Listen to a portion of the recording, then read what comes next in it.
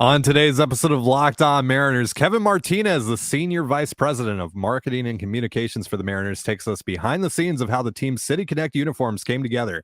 Colby and I will also get you set for the Mariners weekend series with the Pirates. Coming up, Colby, hit it. You are Locked On Mariners, your daily Seattle Mariners podcast, part of the Locked On Podcast Network, your team every day. Ahoy, sailors. It is Friday, May 26, 2023. This is Trident Gonzalez and Colby Patnett for the Locked On Mariners podcast, brought to you by Game Time. Download the Game Time app, create an account, and use promo code LOCKEDONMLB for $20 off your first purchase. Last-minute tickets, lowest price, guaranteed. Thank you so much for making us your first listen. Subscribe, like, and turn on alerts if you're watching on YouTube, or subscribe and leave a 5-star review on your preferred podcast platform if you like what you hear. And if you're part of the crew and rock with us every single day, let us know in the comments below. And if you want to hear from us even more, please consider signing up for our Patreon. The link, as well as our social accounts, is in the description of this episode.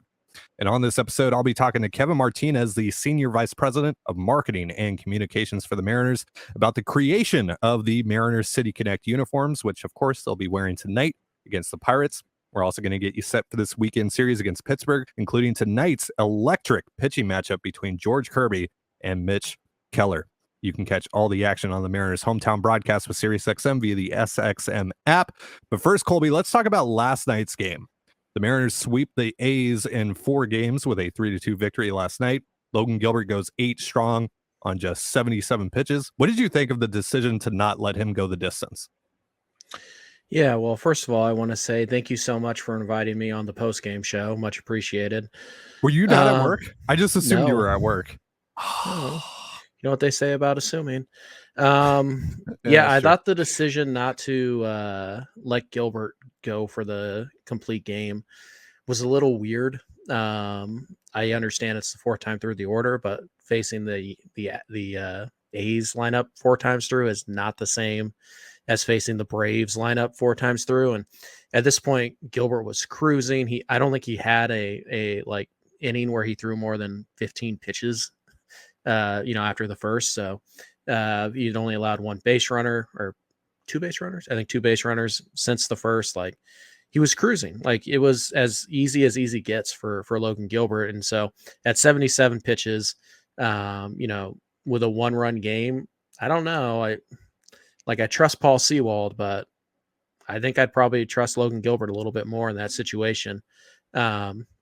Just because of how dominant he's been. So, yeah, that was weird. I know the Mariners don't care about things like pitchers' wins or complete games or anything like that. And they probably shouldn't most of the time. But in this particular case, you've already won the first 3 games of the series. You have Sewald hot and ready to go anyways. Like, why not give him the shot? Why not give him, with a guy on base or something like that? And then you make the move to Sewald. I thought it was a little weird. But, it is what it is. And, it all works out. Hopefully Logan wasn't too upset because he I doubt he ever felt better, in the 8th or the 9th inning than he did last night.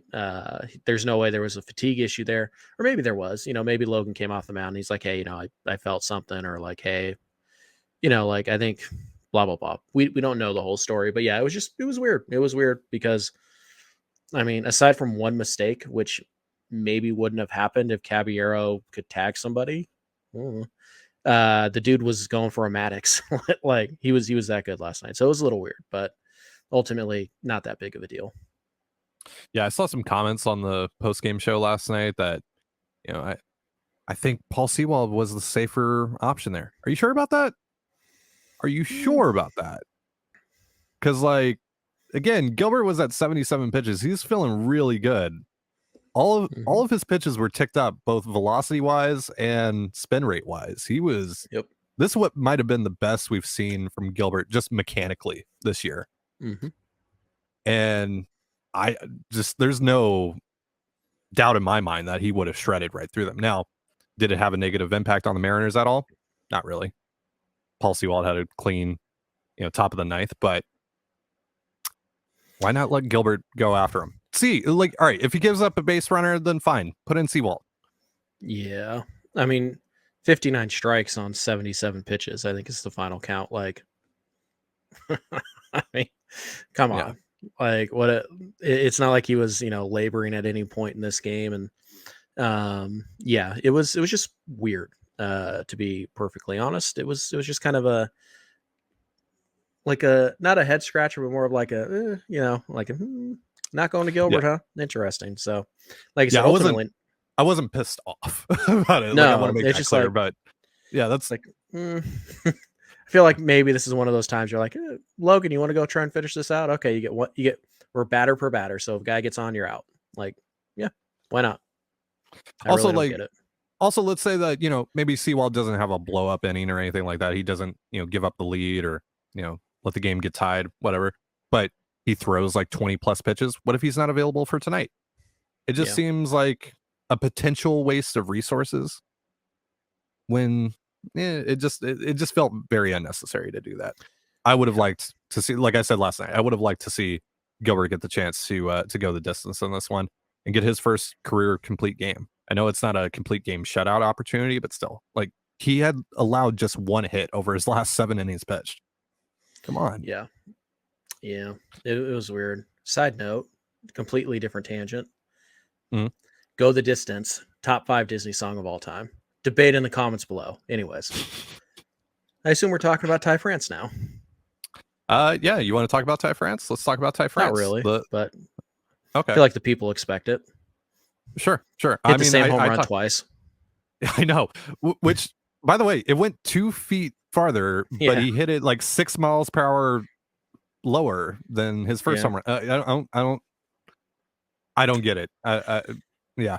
But I thought it was a replay when I first saw it. I was like, oh, okay. Yeah, they're showing the replay. Oh, wait. The scoreboard says 2-1. And now it says 2-2. Wait, oh. Okay. You really cool. couldn't figure that one out, huh? Good for you. No. Oh. Of course you couldn't. Yeah, of course. Yeah. All right, so yeah, Ty France doesn't look like the wrist is much of an issue right now, at least as far as last night goes. No, apparently the ball caught him on the fatty part of his hand, which I'm not quite sure what the fatty part is. I guess right here. It's the meaty part. And so everything looked fine. Like, we haven't seen Ty France have this much power in like forever. So yeah, 2 home runs, both no doubters. He also scored the go ahead winning run. He scored all 3 runs in this game. So yeah, France looked good. Starting to see a little bit more pop out of him, which is good because we talked about how the Mariners infield is not generating nearly enough power. So you need France to be 20, 25 home runs at least. You need Gino to get back to 25, 30 home runs. And Gino is starting to find his power. Gino flew out to the warning track in dead center field like 3 times in the series. So it's like brutal. You feel like he's getting there. But no, overall, it was a pretty interesting night for the Mariners offense. Not a lot of it. They only had 5 hits, but you're looking at 14 hard hit balls. I think it was like 51% hard hit balls last night. That's pretty good. So just a little bit of bad luck there mixed in, but France was great last night, and it's good to see. His numbers are slowly creeping up to where we expect them to be. He's right now at 266, 759 OPS. I think we kind of expect him to be in the 280 range, and hopefully he pushes an 800 OPS. And hopefully he stays healthy, but we know at some point again, Ty France is going to get hit, probably in the wrist or the hand or the elbow, or because that's just what Ty France does. So it was great to see him last night get back in there and really explode and kind of allow the lineup to stack naturally instead of trying to force something. Well, he's got the wrist guard now. Hopefully he continues to wear that. I mean, he seems to feel pretty good with it on. I was going to say, it doesn't seem to impact his swing at all. Clearly the wrist guard is to Ty France what the mask was to Rip Hamilton. Oh, interesting. I was going to go with the Bengals to Kamala Khan, but sure. Yeah. I'm on a Disney kick today. Sure. All right, moving on. Coming up next, I'll be chatting with Kevin Martinez about the Mariners City Connect uniforms. But first, a reminder, this episode of the Locked On Mariners podcast is brought to you by our favorite sponsor, Rocket Money. Rocket Money is a personal finance app that finds and cancels your unwanted subscriptions, monitors your spending, and helps you lower your bills all in one place. Over 80% of people have subscriptions they forgot about, and chances are you're one of them. Rocket Money will quickly and easily find your subscriptions for you. And for any you don't want to pay for anymore, just hit cancel and Rocket Money will cancel it for you. It's that easy. Rocket Money also helps you manage all your finances in one place and automatically categorize your expenses so you can easily track your budget in real time and also get alerted if anything looks off. Over 3 million people have used Rocket Money, saving the average person up to $720 a year. So please stop throwing your money away. Cancel unwanted subscriptions and manage your expenses the easy way by going to rocketmoney.com/lockedonmlb. That's rocketmoney.com/lockedonmlb. You need me to say it a third time, Colby? Did you get it? No? Yes? Maybe one more time. Okay. If you insist, rocketmoney.com/lockedonmlb. You got it now? You good? Yeah. You good? Yep. This episode of the Locked On Mariners podcast is also brought to you by Game Time. Buying tickets to your favorite events shouldn't be stressful. Game Time is a fast and easy way to buy tickets for all the sports, music, comedy, and theater near you. And with killer deals on last-minute tickets and their best price guarantee, you can stop stressing over the tickets and start getting hyped for the fun you'll have. So forget planning months in advance. Game Time has deals on tickets right up to the day of the event. Snag the tickets without the stress with Game Time. Download the Game Time app, create an account, and use promo code LOCKEDONMLB for $20 off your first purchase. Terms apply. Again, create an account and redeem promo code LOCKEDONMLB for $20 off. Download Game Time today. Last minute tickets, lowest price, guaranteed. You're listening to the Locked On Mariners podcast. Thank you again for making us your first listen. Again, you can catch the Mariners and the Pirates tonight on the Mariners hometown broadcast with SiriusXM via the SXM app. Let's now check in with Kevin Martinez to talk about the Mariners City Connect uniforms. Hope you enjoy. Joining us now on the Locked On Mariners podcast is Mariners SVP of Marketing, Kevin Martinez. Kevin, thank you so much for taking the time out to chat with me today. How are you doing? I'm doing great. Ahoy, Ty. Ahoy. Ahoy. Ahoy. I see you've tuned in to a few shows. That makes me very happy. That you gotta love it, man. Absolutely. I love it. I love it. Well, ahoy to you, Kevin. So tonight against the Pirates, the Mariners will be wearing their City Connect uniforms for the second time this season. You obviously played a role in crafting these, so I wanted to get you on the show and take a deeper look into what went into the process. Can you first off take us all the way back to when planning for these began? How long ago was this? Was that exactly, and when did you officially wrap on the project? Yeah, I mean, if you go way back, the first meeting that we had with Nike was in 2019, and we had started ideating in 19, and then the pandemic comes and sort of wipes everything out from the City Connect and the timeline, and then they came back to us with a new set of dates on when we could unveil and launch it. So we really went to work on the design in January of 21. We needed to have the entire design finalized by the end of the summer in 21. So there was about an 8-month window in which you're ideating and going through designs and making tweaks and that sort of thing. But it was a pretty swift process. The folks from Nike were terrific to work with. They had had done it with other teams before, so they had a lot of learnings from that and how to make the process smooth and efficient for sure. So, looking at the City Connects that have come out around the league, there doesn't really seem to be one set way to go about it. Some, for example, honor a city landmark or celebrate the fan base. You guys decided to focus on the history of baseball in Seattle from the Steelheads to now. Was that the plan from the start? Was that hey, like this is something that this is the guidelines for it, or did that just develop over time?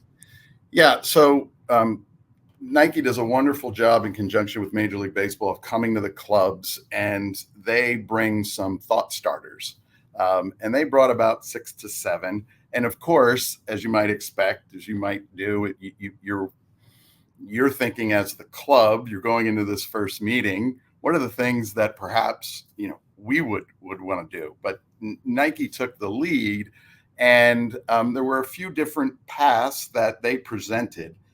We saw that they had a path too, where you look to the past of your organization or your city maybe a particular player or something, and then how do you present that, in a fresh, bold way? And it was one of the initial ideas that our group internally had brainstormed, and there were others as well.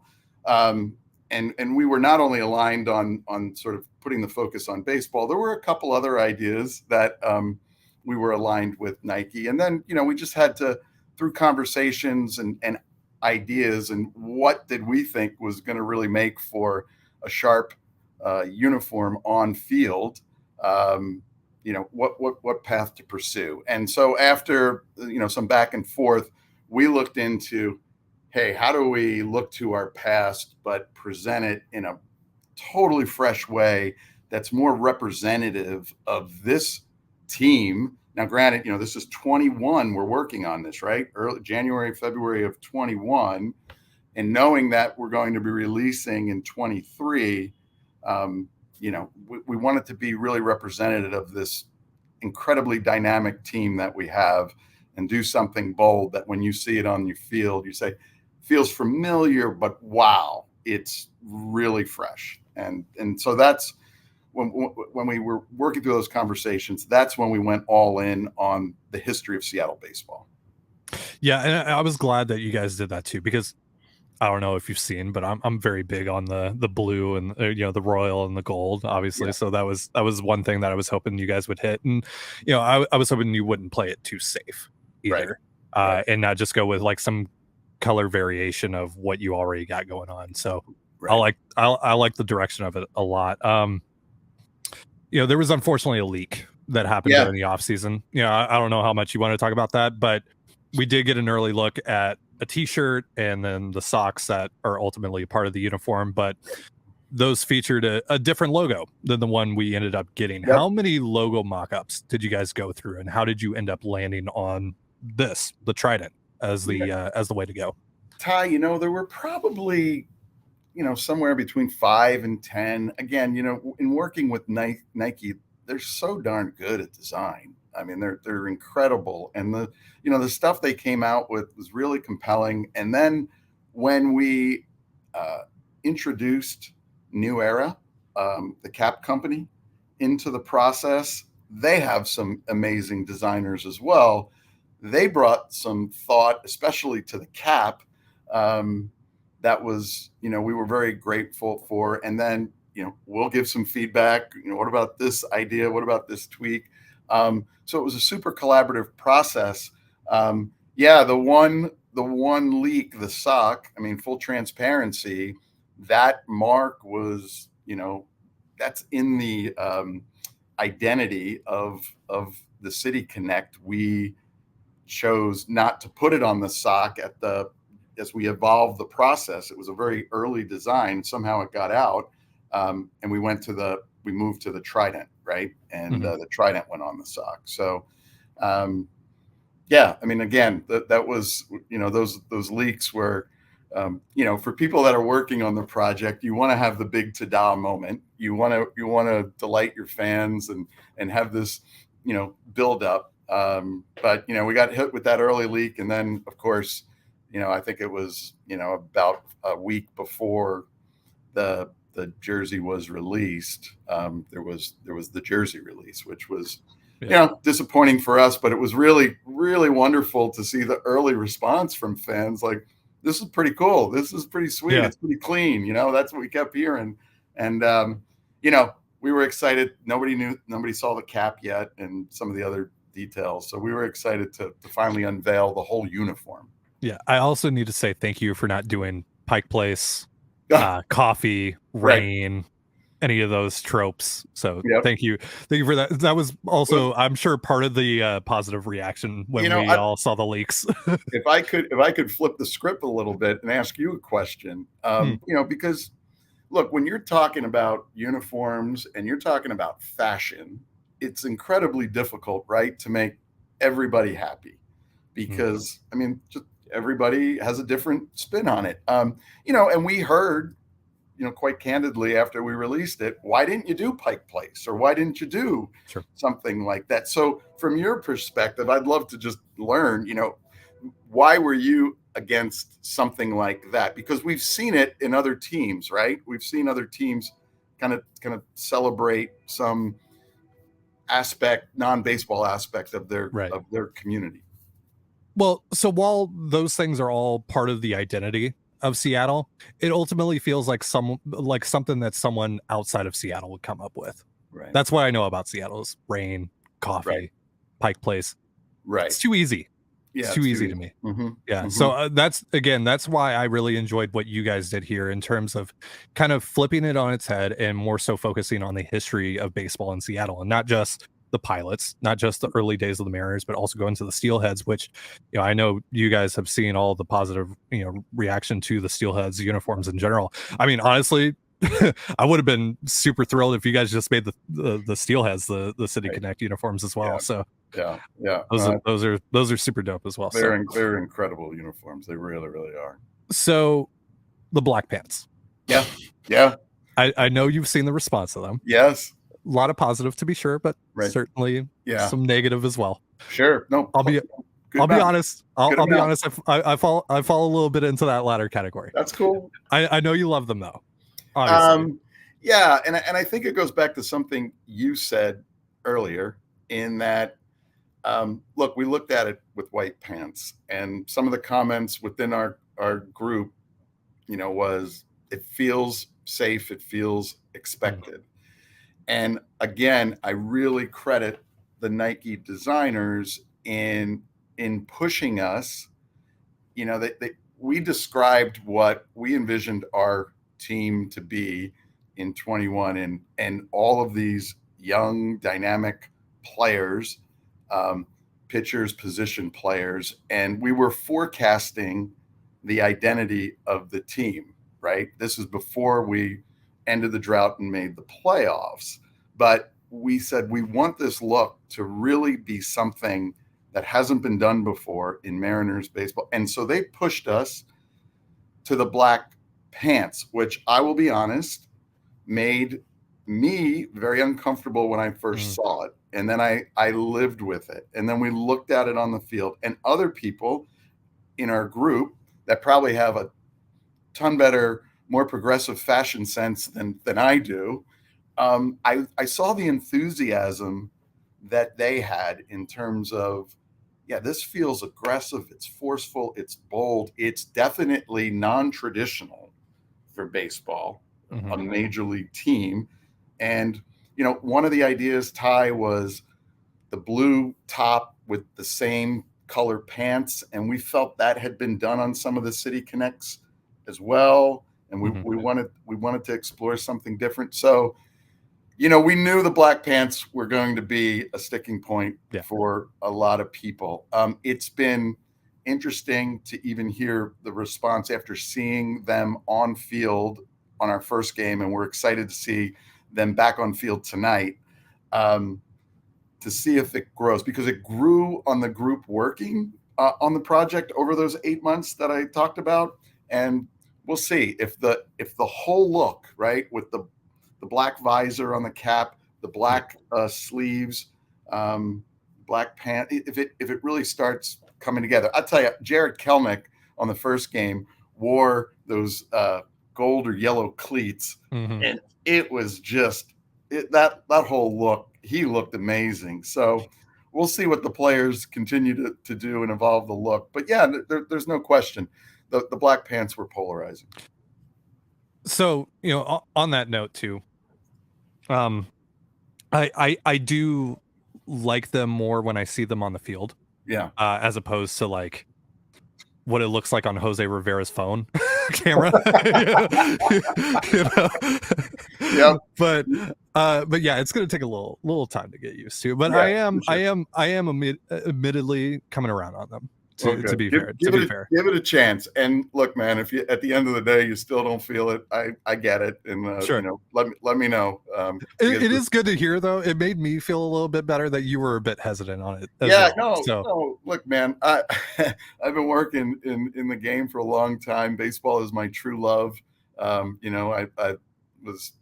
mom taught me how to keep score at 5. It's baseball is a part of my DNA. So I have to, while I've, we've always tried at the Mariners to be progressive and do some fun things and be surprising with the types of promotions and the way we present the team. It made me pause at first for sure. So, but again, it's important to listen and observe and to see the enthusiasm of my colleagues. It convinced me to say, hey man, let's give this a shot and let's do something that does make an impact on the field. And I'll tell you, when the team took the field last Friday night, it was, I don't know, it was pretty cool. We were pretty pumped. Well, especially, you said this was all wrapped up in 2021, right? So yeah. So that's been a long time coming, a long time that you've had to sit on this. So yeah, I'm sure that was a pretty amazing moment for you and everyone else who worked on the project. We had some last minute tweaks.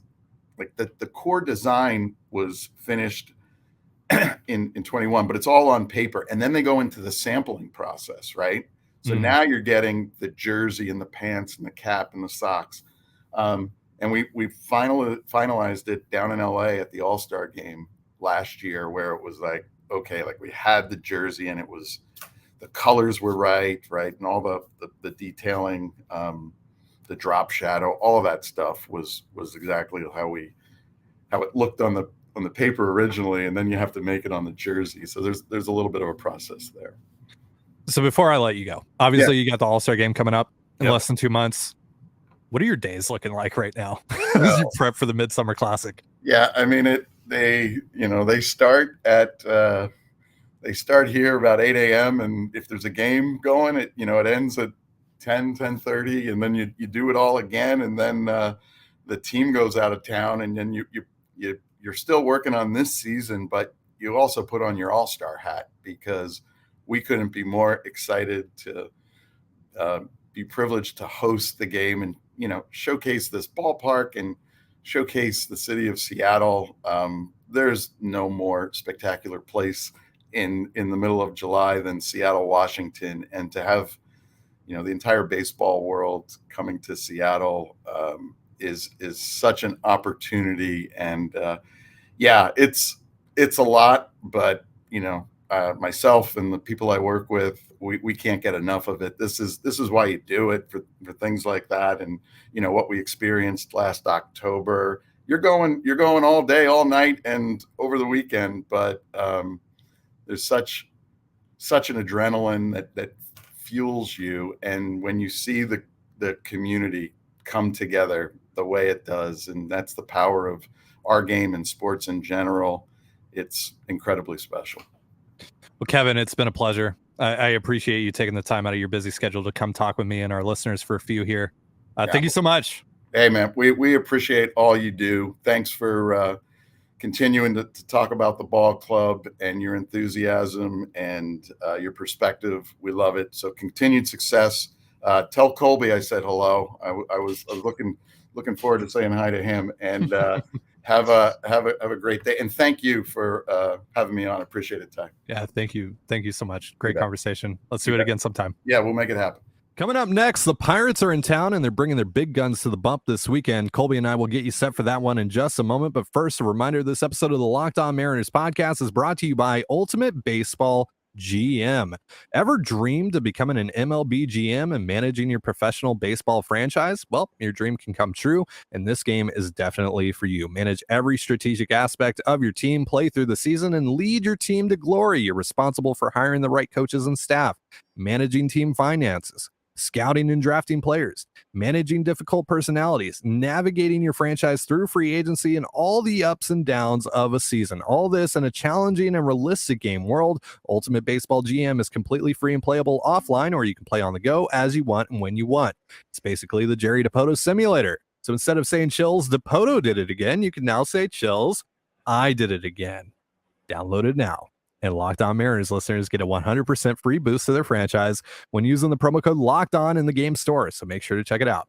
To download the game, just visit probaseballgm.com, scan the code, or look it up on the app stores. That's probaseballgm.com. Ultimate Baseball GM. Start your dynasty today. And you're listening to the Locked On Mariners podcast. Thank you again for making us your first listen. Mariners and Pirates getting underway. This is the first time the Pirates have come to T-Mobile Park since 2016. So it's going to be fun to see them. They've actually been playing some pretty good ball this year, which is really unexpected. Not so much lately, but sure. No, they've tailed off a bit as of late. Pretty significantly. Yeah. But at one point, they had the best record in the National League. They did. Now I think they're a game over 500. So we're going to be seeing Mitch Keller tonight on the bump for Pittsburgh. He's been their ace. He's been one of the 15 best pitchers in baseball, according to He's F4. an all-star. He's been fantastic. But the Mariners are countering with their own potential all-star in George Kirby, who's been brilliant, especially as of late. So what do you think about this pitching matchup tonight? It's a fun one. I'm sure, Pitching Ninja will be all over it. If you're a fan of the Mariners scoring runs, it's probably not the best, matchup you could hope for. So overall, it's a really good pitching matchup. It's probably one of the best matchups of the night. Keller, we know about Keller. He was a big time prospect, and now he's finally kind of putting it together. This is the breakout year, and you kind of look at the data on him. He's fastball heavy, but they're three distinct fastballs. He's got a four-seamer, a two-seamer, and a cutter. So 25% four-seam, 24% cutter, 24.7 to be exact cutter, 21.2% sinker. Like, he's going to come at you with the fastball, and it's a good one. He gets a lot of whiffs on that pitch. He's going to throw strikes with it. Opponents are not barreling it up really at all. It's a pretty high spin rate fastball too. Keller can spin it. He's a spin guy. He's got the sweeping slider, which 2,700 rotations per minute. He can spin. He can spin the baseball, and right now he's getting a lot of whiffs, particularly on the four seamer and the slider. So he's going to use all of his pitches tonight. Except for the changeup. You can really just spit on the changeup. You don't need to honor that pitch. But yeah, you're going to have your hands full because he's going to come at you. He's going to throw a ton of fastballs, but they're all going to break a little bit differently. It's not going to drop nearly as much. It's kind of like Bryce Miller's fastball, just obviously not as good because nobody's fastball is as good as Bryce Miller. So Mariners offense, they're going to have to, find a way to scratch out a couple runs. Maybe Keller has a bad night and you jump on him early, but yeah, for the most part, I think if you're going to try and win this game, Kirby's got to go pitch for pitch with Keller, and you're going to have to try and win this game like 2-1 or jack up his pitch count and get him out of the game, because Keller is going to be a tough customer for the Mariners. So I want to ask you this, because last year on this same very show, you proposed a trade between the Mariners and the Pirates that would have sent Mitch Keller to Seattle and Jared Kelenic to Pittsburgh. So both of these guys breaking out right at the same time after not a particularly great start to either's major league careers. What do you think about that deal now in retrospect, knowing what we know now? Feel like I nailed it. I knew Mitch Keller was good. Sure. Nailed it. Sure. Nailed it. Okay. Would you still do that deal? No. I have Bryce Miller now. I'm good. Yeah. But nope, I nailed it. So let me pull up the pitching matchups here for the next two games. We're gonna see Luis Castillo on Saturday. We're gonna see him tomorrow. He's gonna be facing, I believe, Roansy Contreras. Yes. Yep. Roansy Contreras is going for Pittsburgh tomorrow against Castillo. And then we got Marco Gonzalez against who is this? Ortiz? Luis Ortiz. Yes. Yeah. So yeah, Marco, whatever. But let's talk about Castillo. Castillo, if he challenges the team, the Pirates, like he did Oakland, then he should be fine. The fastball 8 at the top of the zone. He was 98 to 99 last time out, so he should be fine if he can carry that game plan. But yeah, he'll have to be a little bit sharper just because Pittsburgh is a better lineup than Oakland. But if he has the same stuff and the same control and command he did last time out, he's going to be just fine against the Pirates. And, Roansy is a guy who good stuff, certainly, but he's pretty hittable right now. So the hype on him, the prospect hype on him, carrying a little more weight than his actual performance so far, but he can surprise you. But I do like that pitching matchup for the Mariners because Roansy he's just not missing bats, and he's walking guys. He's 16.4% K percentage, 10.8% walk. So Castillo's pretty good in that game. Then the Mariners are going to have a really good shot to win that game. Yeah. And then again, like I said, Marco, whatever, that's always going to be a toss-up. Coin flip. Yeah. So we'll see. I still feel pretty good about the Mariners' chances in this series. Hopefully they can get 2 before they head into a really tough series against the Yankees. Aaron Judge and the Yankees. Judge is just on an absolute tear right now. So that's something's got to give. Judge against this pitching staff. It's going to be quite the show. Only because he's cheating, obviously. Right. According to John Schneider and the Toronto Blue Jays. Yeah. By the way, also coming into town, Andrew McCutchen, who's having a really good year. Yeah, he is having a really good year. Yeah. I think Ty and I have talked about McCutchen as a trade candidate for the Mariners each of the last 2 years. So yeah, obviously we're fans. And this will almost certainly be his last time in Seattle, although I wouldn't say it's impossible he's on the All-Star team. He's been that good, and he is definitely a big name. So we'll see how that goes. But yeah, Mitch Keller will definitely be back in Seattle in a couple months or 6 weeks after he makes the start. So yeah, it's definitely a dangerous Pirates team, but the Mariners are a better roster. So the pitching matchups, the first one is probably a draw. The middle game is advantage you, and then the last game is who the heck knows. So hopefully you come out of this winning 2 out of 3. But again, the nice thing is that you swept Oakland, who is just a dumpster fire of a team, and you bought yourself a little bit of wiggle room. So if you have a step back series, it's not the end of the world, but it sure would be nice to keep the streak going and go ahead and win another series and just kind of start to build on what has clearly been a much better month of baseball in May for the Seattle Mariners. All right, well, that's going to do it for our show. Thank you again to Kevin Martinez for hopping on and talking City Connect uniforms with us. And thank you so much for joining us here on the Locked On Mariners podcast. For Colby Patnode, I'm Trident Gonzalez. Be sure to give us a follow on Twitter at LO_Mariners. You can follow me at Dane Gonzalez. That's DANEGNZLZ, and Colby at CPAT11. That's CPAT11. Follow us on Instagram and TikTok at Locked On Mariners. That's one word, Locked On Mariners. You can also find all that stuff in the description of this episode. Thank you again for making us your first to listen. Have yourself a beautiful baseball day and a beautiful baseball weekend, and we'll see you next time. Peace.